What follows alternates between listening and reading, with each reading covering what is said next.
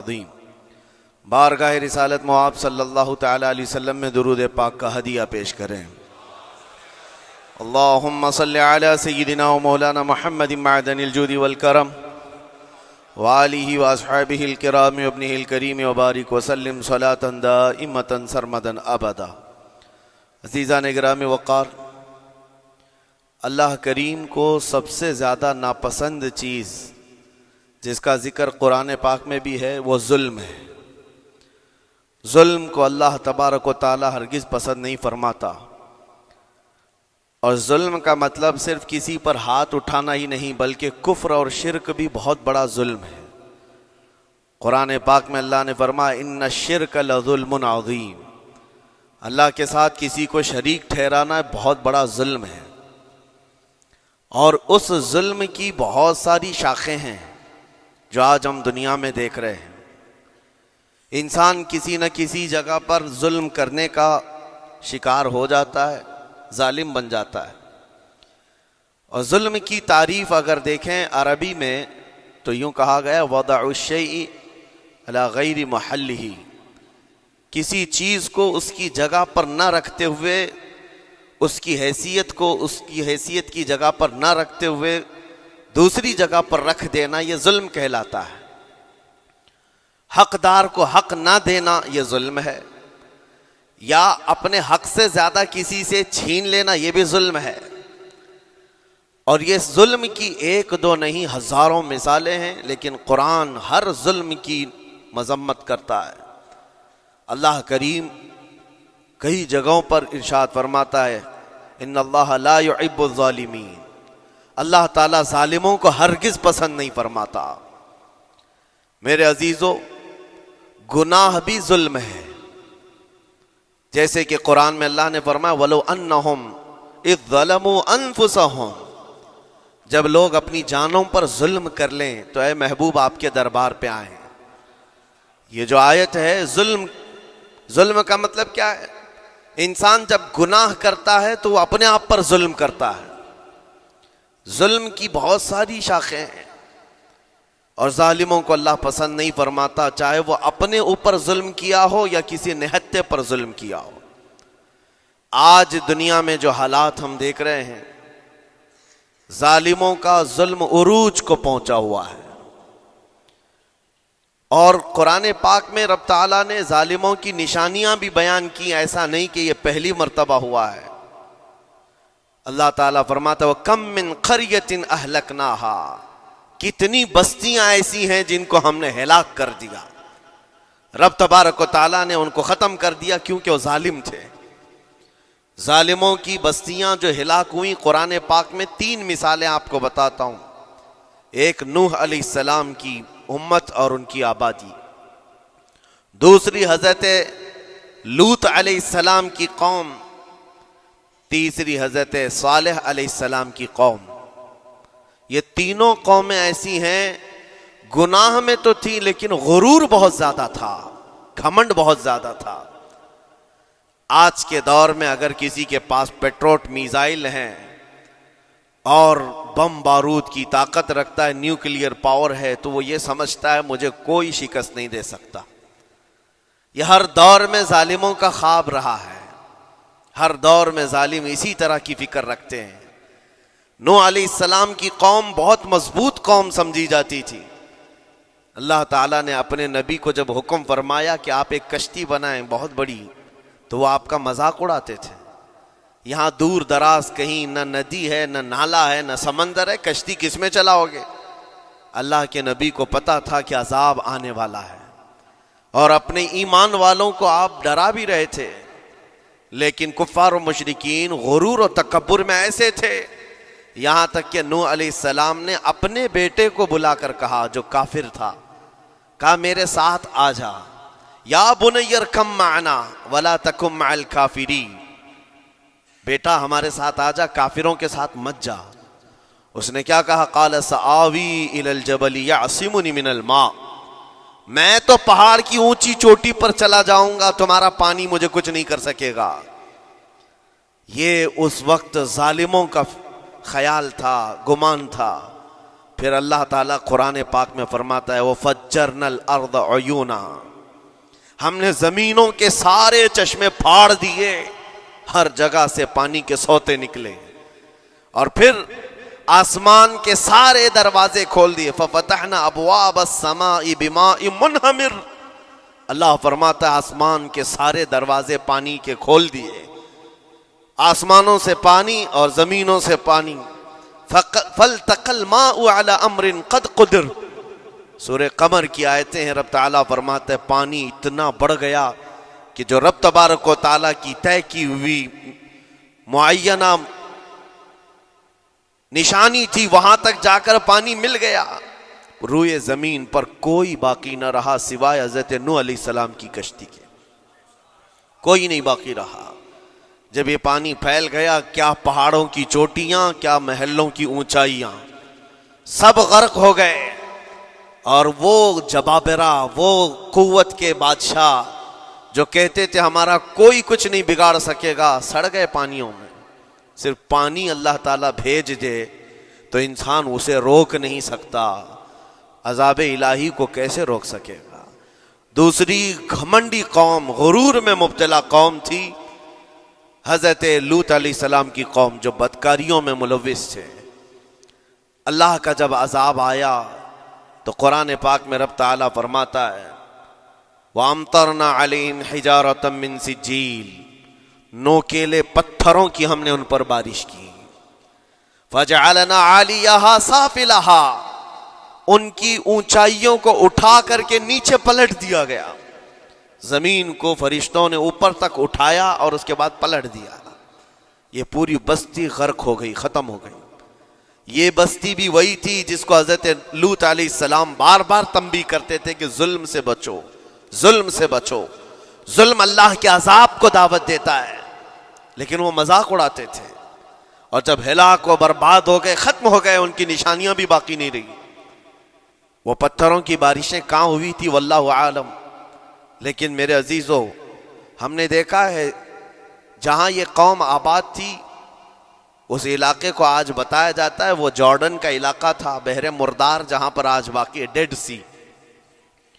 میں خود سفر پر دیکھا، جارڈن کی ایک سرزمین پر گاڑی چلتی جا رہی ہے اور کالے کالے پتھر، جہاں تک نظر کرو صرف پتھر ہی پتھر ہیں، بہت نوکیلے، ایسے پتھر میں نے دنیا میں دوسری جگہوں پر نہیں دیکھا۔ آج بھی اسی طرح سے باقی، تقریباً 100 کلومیٹر 150 کلومیٹر تک صرف پتھر ہی ہے، بیچ میں صرف ایک روڈ جاتا ہے، اس کے بعد نہ کوئی درخت دکھتا ہے، نہ کوئی عمارت ہے، نہ کوئی پہاڑ ہے، صرف پتھر، پتھروں کا صحرا ہے۔ آج کی اس صدی میں دیکھ کر کے ان پتھروں کو ہیبت طاری ہو جاتی ہے، جس وقت وہ برسے ہوں گے ان کی حالت کیا ہوگی۔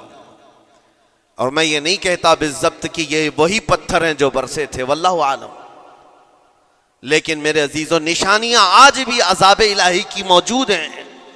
تیسری قوم تھی قوم شعیب اور قوم صالح علیہ السلام، یہ دونوں قوموں کے بارے میں ذکر کرتا ہوں۔ حضرت شعیب علیہ السلام کی قوم صرف ناپ تول میں کمی کرتی اور کفر و شرک بھی کرتے، شعیب علیہ السلام ان کو روکتے تو وہ ان کا بھی مذاق اڑاتے، اور جب عذاب الہی کے آنے کی بات کیا تو جانتے ہیں کیا کہا انہوں نے؟ یہ وہ قوم تھی جو پتھروں کو تراش کر کے گھر بنا لیتے تھے، یعنی پورے کے پورے پہاڑ کو، پتھروں کا جو پہاڑ ہوتا ہے اس کو تراشتے تھے، اور ایک آدمی کا ایک گھر ایک پہاڑ۔ آج کے دور میں ساری بلڈوزر مل کر کے نہیں کر پائیں، مشینیں مل کر نہ کر پائیں، وہ اس وقت کے لوگ بھاری بھرکم تھے، جسامت والے تھے، طاقت والے تھے، جب وہ اپنے رہنے کے لیے ایک پہاڑ کو تراش سکتے تھے۔ 4000 سال پہلے کی بات کر رہا ہوں، اس وقت میرے خیال سے وہ اپنے زمانے کے سب سے بڑے ماڈرن لوگ یا ترقی یافتہ لوگ کہلاتے ہوں گے، سب سے زیادہ ترقی یافتہ کہلاتے ہوں گے۔ جیسے آج لوگوں کو لگتا ہے رشیا اور امریکہ بہت پہنچے ہوئے ہیں ٹیکنالوجی میں، اس دور کے وہ لوگ سب سے بڑی طاقت کے رکھنے والے تھے۔ جب حضرت شعیب علیہ السلام نے ان کو اللہ کے عذاب سے ڈرایا تو کیا کہتے تھے؟ عذاب وہی نا جو نوح علیہ السلام کی قوم میں آیا تھا، بارش آ گئی تھی، زمین سے پانی نکل گیا تھا تو پانی بہت ہو گیا تھا۔ یا پھر وہ جو لوط علیہ السلام کی قوم پر آیا پتھروں کی بارش، یا پھر ہواؤں کا عذاب، اگر یہ تینوں بھی آئیں تب بھی ہمارے ان پہاڑوں کے گھروں کو نقصان نہیں کر سکیں گے. ان کا اتنا غرور تھا. اگر پانی بھی آ جائے سمندروں کا، یا ہوا بھی تیز چلے، یا پتھروں کی بارش ہو، ہم تو بہت محفوظ قلعوں میں ہیں.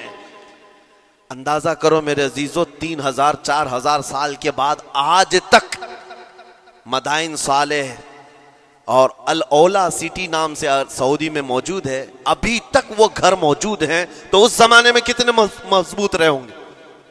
پتہ نہیں 3000 سالوں میں کتنے طوفان آئے، کتنے سیلاب آئے، لیکن ابھی تک وہ پہاڑوں کے گھر موجود ہیں. تو اس زمانے میں کتنے طاقتور ہوں گے.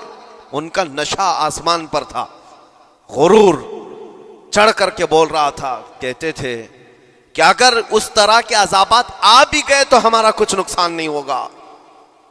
کون سا؟ نوح علیہ السلام کی قوم کا عذاب آ جائے، لوط علیہ السلام کی قوم کا عذاب آ جائے، یا پھر شعیب علیہ السلام کی قوم کا عذاب آ جائے. یہ صالح علیہ السلام کی قوم کی بات کر رہا ہوں. تو پھر ہوا کیا؟ اللہ کے نبیوں نے انہیں ڈرایا اللہ کے عذاب سے. باز آ جاؤ، اللہ وحدہ لا شریک کی طرف جھک جاؤ. وہ اکڑ تھی، غرور تھا کہ نبیوں کا مذاق کرتے. پھر ہوا کیا؟ قرآن کہتا ہے صرف ایک فرشتے کو اللہ تعالیٰ نے زمین پر اتارا، ایک فرشتے کو اتارا، اور اس کے بعد اس فرشتے نے ایک چنگھاڑ لگائی، ایک آواز کی. ایک آواز، صرف فرشتے کی ایک آواز ایسی تھی کہ جتنے اپنے مضبوط قلعوں میں گھروں میں موجود تھے، اس آواز کی ہیبت سے ان کا بھیجا کانوں سے باہر نکل آیا تھا. اور صبح کے وقت جب اس بستی میں جا کر کے دیکھیں تو سب کے سب اوندھے منہ گرے ہوئے تھے، ایک بھی اس میں سے بچا ہوا نہیں تھا. نہ نوح علیہ السلام کا طوفان آیا، نہ لوط علیہ السلام کی قوم پر برسنے والے پتھروں کا عذاب آیا، نہ ہی ہوائیں چلائی گئیں.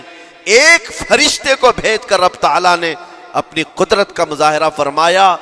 اللہ کے کروڑوں اربوں لا تعداد فرشتے ہیں، ایک فرشتے کی طاقت ایسی ہے کہ اگر وہ اپنی آواز نکالے تو تمہارے کانوں سے بھیجا باہر نکل آئے. اللہ وحدہ لا شریک، وہ حی و قیوم کل بھی تھا اور آج بھی ہے.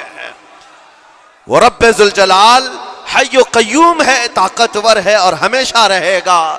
اور رب تبارک و تعالیٰ نے قرآن پاک میں فرمایا، آپ یہ آیت تقریباً 3 جگہ قرآن میں آئی، وَإِذْ نَجَّيْنَاكُمْ مِنْ آلِ فِرْعَوْنَ يَسُومُونَكُمْ سُوءَ الْعَذَابِ يُذَبِّحُونَ أَبْنَاءَكُمْ وَيَسْتَحْيُونَ نِسَاءَكُمْ وَفِي ذَلِكُمْ بَلَاءٌ مِّن رَبِّكُمْ عَظِيمٌ.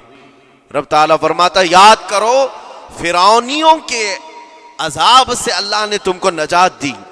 یہ بنی اسرائیل کو کہا جا رہا ہے کہ فرعونیوں کے عذاب سے، کہ فرعون اور اس کے لشکری اس قدر سخت سزائیں دیتے تھے موسیٰ علیہ السلام کی قوم پر، ایمان والوں پر، بنی اسرائیل پر. اللہ فرماتا ان سے نجات دیا رب تعالیٰ نے، لیکن وہ کرتے کیا تھے؟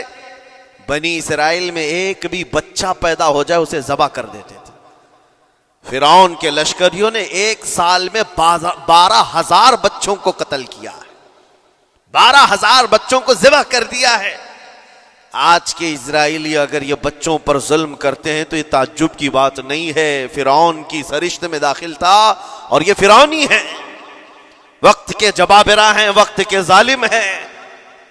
12,000 بچوں کو قتل کر دیا تھا فرعون اور اس کے لشکریوں نے، اور عورتوں کو زندہ چھوڑ دیتے تھے. قرآن میں اللہ تعالیٰ نے فرمایا 3 جگہ آئی آیت، لیکن اس کے ساتھ رب تعالیٰ یہ بھی فرماتا ہے یہ سخت ترین سزائیں دیتے تھے فرعونی، اللہ نے ان سے تم کو نجات دیا.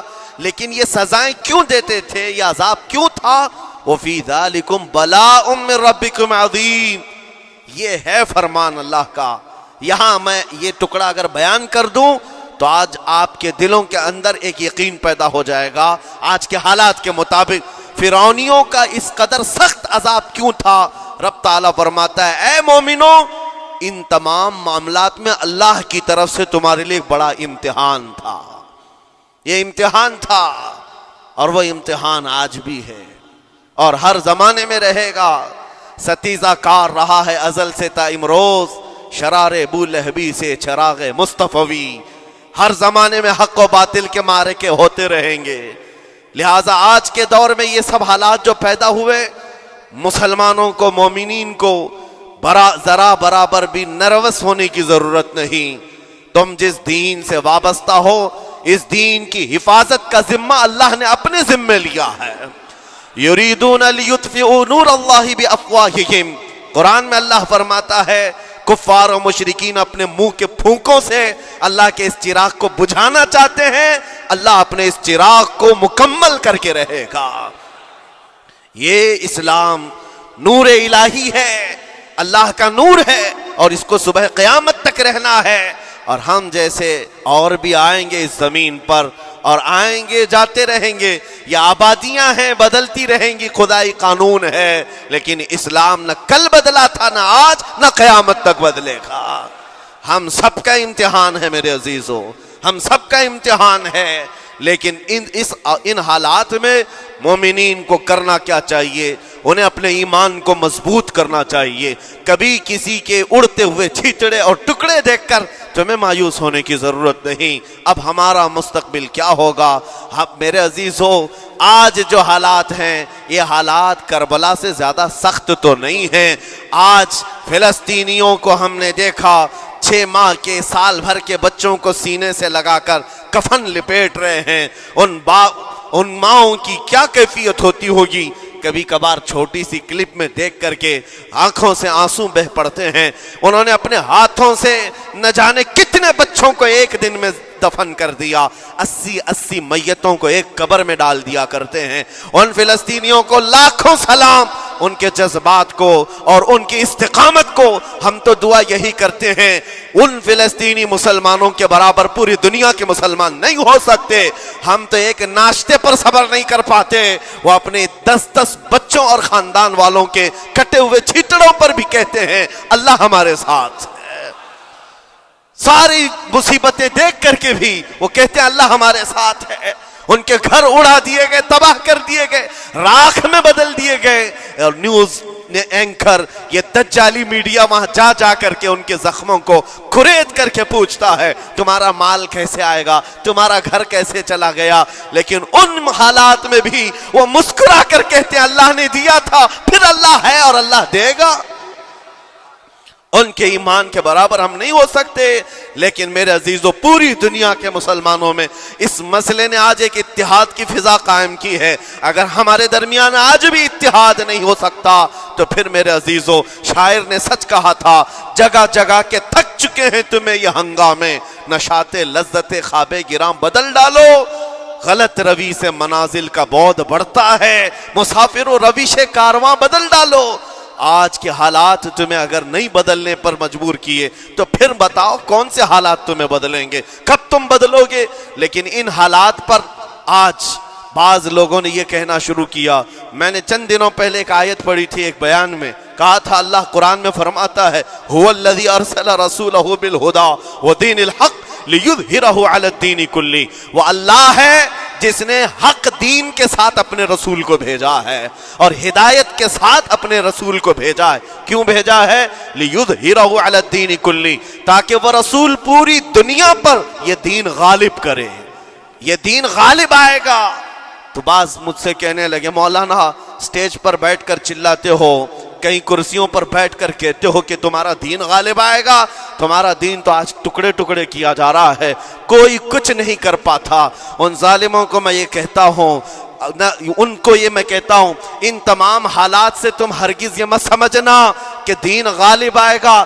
چاند پر بھی گہن لگتا ہے، لیکن جب گہن چھٹتا ہے تو چاند پورے آب و تاب کے ساتھ چمکتا ہے۔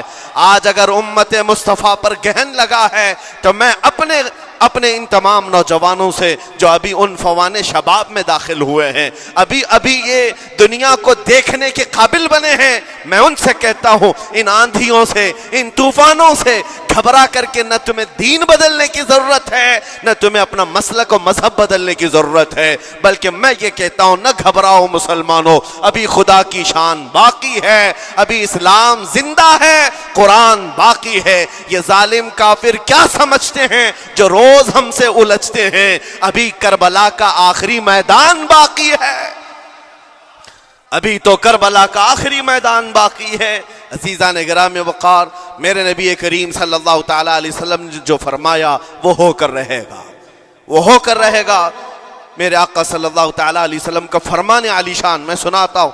حضور فرماتے ہیں لا تزال عصابۃ من امتی یقاتلون علی ابواب دمشق وما حولها وعلى ابواب بیت المقدس لا يضرهم خذلان من خذلهم ظاہرین علی الحق الى ان تقوم الساعة او کما قال رسول اللہ صلی اللہ علیہ وسلم۔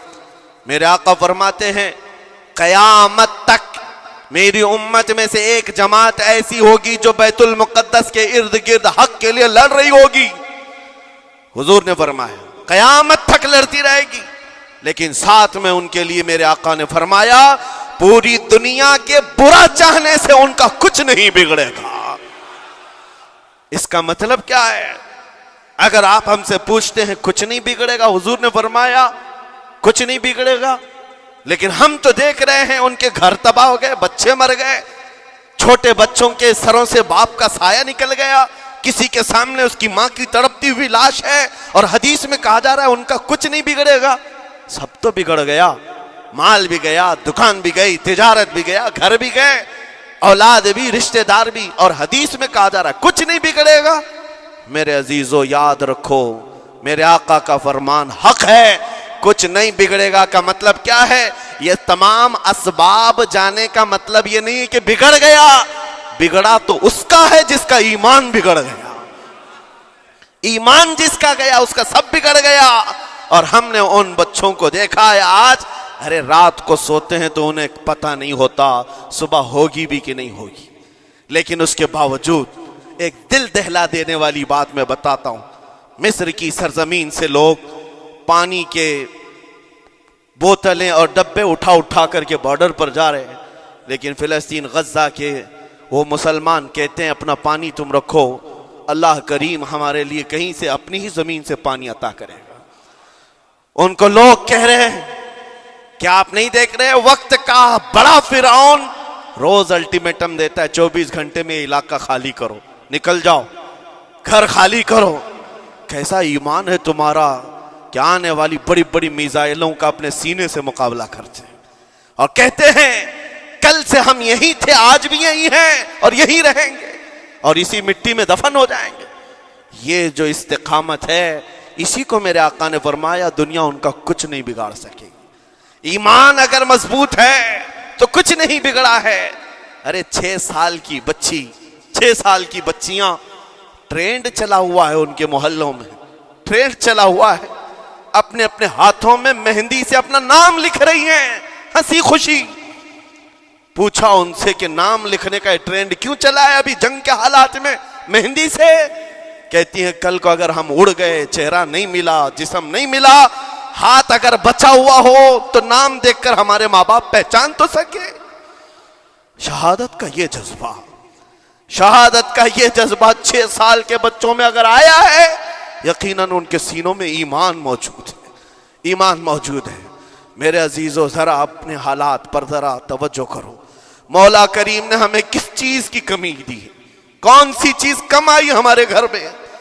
ہم تو مرغن غذائیں روز کھاتے ہیں، آج ہمارے پاس ساری نعمتیں اللہ نے دی ہیں، ہم عیاشیوں کے اڈوں پر پوری رات گزارتے ہیں۔ ہمارے شہر آج جس گلی سے گزر جائیں صبح کی اذان تک یہاں گپے لگاتے ہوئے کھڑے رہے۔ اے میرے عزیزو حالات تو ہمارے ایسے ہیں کہ کھا کھا کر کے چربیاں چڑھ گئیں، ہمیں ان کا کیا احساس ہو پائے گا، ان کا کیا احساس ہو پائے گا جن کے ہاں پانی سے زیادہ خون دیکھا جاتا ہے، جن کے ہاں زندوں کو پکڑنے کے لیے نہیں اب مردوں کو پکڑنے کے لیے لوگ بھی نہیں ہیں۔ عزیزان گرامی وقار، جنازہ اٹھانے کے لیے لوگ پورا دن انتظار کرتے ہیں، کوئی نہیں ہے پرسان حال۔ ان سب حالات کے باوجود میں نے ایک بچے کو بھی وہاں سے یہ کہتے ہوئے نہیں سنا کہ ہم پر بہت بڑا ظلم ہو رہا ہے، ہم کو یہاں سے نکال لو، مدد کرو، کوئی آؤ، نہیں۔ وہ سب صرف اتنا ہی کہتے جو کچھ ہو رہا ہے ہم اللہ کے پاس جا کر کہیں گے یہ سارے معاملات، ہم اللہ کی بارگاہ میں شکایت کریں گے۔ یہ ہے ایمان، یہ ہے استقامت۔ اور میرے آقا صلی اللہ تعالیٰ علیہ وسلم کے فرمان عالی شان کے مطابق ان کے لیے اتنی ہی بڑی دولت کافی ہے۔ آخر میں اتنا کہوں گا، اسرائیل کے کتے اور ظالم مل کر اینٹ سے اینٹ بجا دیں، ان کے ٹکڑے ٹکڑے کر کے راکھ کر دیں، تب بھی ہم کہیں گے فتح تو بیت المقدس کی ہی ہے، فتح تو ان مظلوموں کی ہے جن کے پاس کھونے کے لیے کچھ نہیں تھا، پھر بھی وہ ڈٹے رہ گئے۔ تمہارے پاس تو پیٹروٹ میزائل، بڑے بڑے تمہارے پاس توپ، بہت ساری چیزیں ہو کر بچوں پر، ہاسپٹل پر، نہ جانے کتنی جگہوں پر تم نے بمباریاں کی ہیں۔ مجھے حیرت ہوتی ہے پوری دنیا آج بھی خاموش تماشائی ہے۔ یہ ظلم نہیں ہے تو اور کیا ہے؟ اور جب ظلم اپنے عروج کو پہنچتا ہے اللہ کی پکڑ آتی ہے، اللہ کا عذاب آتا ہے، اور جب اللہ کا عذاب آتا ہے تو جتنے خاموش تماشائی تھے سب اس عذاب میں گرفتار ہوں گے۔ اس لیے میرے عزیزو، آپ ہم سے اگر یہ پوچھتے ہیں ہمیں یہاں بیٹھ کر کرنا کیا چاہیے، ہم کیسے کریں، تمہارا دل اگر رو پڑا ان کے دردوں سے، یہ بھی لکھا جائے گا، یہ بھی لکھا جائے گا۔ یہ بندہ جا تو نہیں سکتا تھا لیکن اپنے بھائی کے درد میں ایسا بے قرار تھا کہ اس کا کھانا چھوٹ گیا تھا، ایسا بے قرار تھا کہ اس کی نیندیں ختم ہو گئی تھی، یہ بھی لکھا جائے گا اللہ کی بارگاہ میں۔ لیکن یہاں بیٹھ کر کے ہم عیاشیوں پر عیاشیاں کریں، اپنے گناہوں سے کبھی باز نہ آئے، تو پھر میرے عزیزو ان نہت مظلوموں کے ہم بہت خطرناک قسم کے دشمن کہلائیں گے، جہاں ان کو پانی کا ایک قطرہ نہیں، جہاں ان کے لیے لقمہ نہیں، وہ کسی کا بچا ہوا کچرا کھانے پر مجبور ہیں۔ اس وقت ہماری برتنیں کھانوں سے بھری ہوئی ہیں، ہماری دعوتوں میں ہمارے بچے ہوئے کھانے گٹر اور نالیوں میں بہ رہے ہوں۔ ان حالات میں میرے عزیزو پکڑ ہوگی، ہماری بھی پکڑ ہوگی۔ بدلو اپنے حالات، اٹھو وگرنہ حشر نہ ہوگا پھر کبھی، دوڑو کہ زمانہ چال اپنی چل گیا۔ میں آپ سب سے یہی کہنا چاہوں گا، یہ جو حالات پیدا ہوئے ہیں پوری دنیا میں، یہ میرے آقا کے فرمان کے مطابق اندیشہ یہ لگ رہا ہے ان قریب امام مہدی کا ظہور ہونے والا ہے، امام مہدی کا ظہور ہوگا اور حالات بدل جائیں گے۔ لیکن ہم کو کسی کے آنے کا انتظار کرتے ہوئے حالات کا انتظار نہیں کرنا ہے۔ ابھی بدلو، آج بدلو، اللہ کی طرف دوڑو اور اس سے گڑ گڑا کر کہو کہ مولا کریم، ہمارے شامت اعمال، ہماری برائیوں کے سبب اگر یہ تیری پکڑ ہے، ہم توبہ کرتے ہیں تیرے دربار میں۔ جانتے ہو میرے آقا نے فرمایا، اللہ کے غضب کو اگر کوئی چیز ٹھنڈی کرتی ہے تو ایک مومن صالح کی رقت انگیز دعائیں اور اس کے نکلنے والے آنسوں اللہ کے غضب کو ٹھنڈا کرتے ہیں، اللہ کے غضب کو ٹھنڈا کرتے ہیں۔ تم گڑ گڑاؤ اس مولا کی بارگاہ میں، یہ نہیں کہ اجتماعی طور پر کسی کے سامنے آپ رو دھو کر چلے گئے یا پھر آپ لوگوں کو دکھانے کے لیے کوئی سٹیٹمنٹ جاری کر دی، نہیں، تنہائی میں بیٹھے ہو، اکیلے میں بیٹھے ہو۔ جیسے کہ کل ایک بہت اچھی چیز میں نے دیکھی تھی، ہمارے علماء نے اعلان کیا تھا پوری دنیا مل کر کے جمعرات کا روزہ رکھے، اس لیے کہ روزہ اللہ کو پسند ہے، اور افطار سے پہلے اگر کوئی دعا کرے، اول دعا ہماری ان مظلوموں کے حق میں ہو، ان ظالموں کے خلاف ہو، مظلوموں کی مدد کے لیے ہو، یقیناً اللہ کی مدد آئے گی، اور آئے گی کیونکہ قرآن بار بار کہتا ہے الا ان نصر اللہ قریب، آگاہ ہو جاؤ، بے شک اللہ کی مدد بہت قریب ہے، اللہ کی مدد بہت قریب ہے۔ عزیزان گرام وقار، میں انہی تمام باتوں سے اپنی گفتگو کو آج سمیٹتا ہوں۔ آج کے ان حالات میں آپ کی ذمہ داری ہے اپنے ایمان پر مضبوطی سے جمے رہو، استقامت۔ بعض لوگوں کو آج یہ لگتا ہوگا کہ وہاں حالات بگڑے ہیں تو یہ مسلمان کیا کریں گے، کیا کریں گے، ہم کیا کرنے والے، ویسے ہی ہم ختم کیے جا چکے ہیں، ٹکڑے کیے جا چکے ہیں، ہم کچھ کرنے، بس تم اپنی زندگیاں بدلو، نشہ سے باز آ جاؤ، اور جتنے خرافات ہمارے محلوں میں آئے اس سے نکالو۔ اللہ کا عذاب آتا ہے، اللہ کی رحمتیں روٹ جاتی ہیں۔ ایک بار ہم بدل لیے تو مولا کریم اپنی رحمتوں کے سائبان فرما دے گا ہم پر، اور بس ہماری تمنا یہی ہے۔ اللہ کریم کی بارگاہ میں دعا ہے، قدیر و جبار خدا کہنے سننے سے زیادہ ہمیں عمل کی توفیق عطا فرما۔ اے رب کریم احسن الخالقین، ہم سب اپنے گناہوں سے سچی توبہ کرتے ہیں۔ مولا ہمارے گناہوں کی وجہ سے اگر تیری سخت پکڑ ہے تو مولا تو اپنے غضب کو ٹھنڈا فرما دے، تو اپنے غضب کو ٹھنڈا فرما دے مولا، تو اپنے غضب کو ٹھنڈا فرما دے۔ اے کریم خدا، تیرے حبیب کی امت تڑپ رہی ہے اور ہر جگہ مولا ظلم و ستم کا نشانہ ان غریب مظلوموں کو بنایا جا رہا ہے جن کے پاس ایک وقت کا کھانا بھی باقی نہیں رہا۔ مولا تو اگر مدد نہیں کرے گا تو کون مدد نازل فرمائے گا؟ اے رحمان، ہمارا عقیدہ ہے تو ہی وہ خدا ہے جو ابابیلوں کو بھیج کر ابرہہ کو ہلاک کیا، تو ہی وہ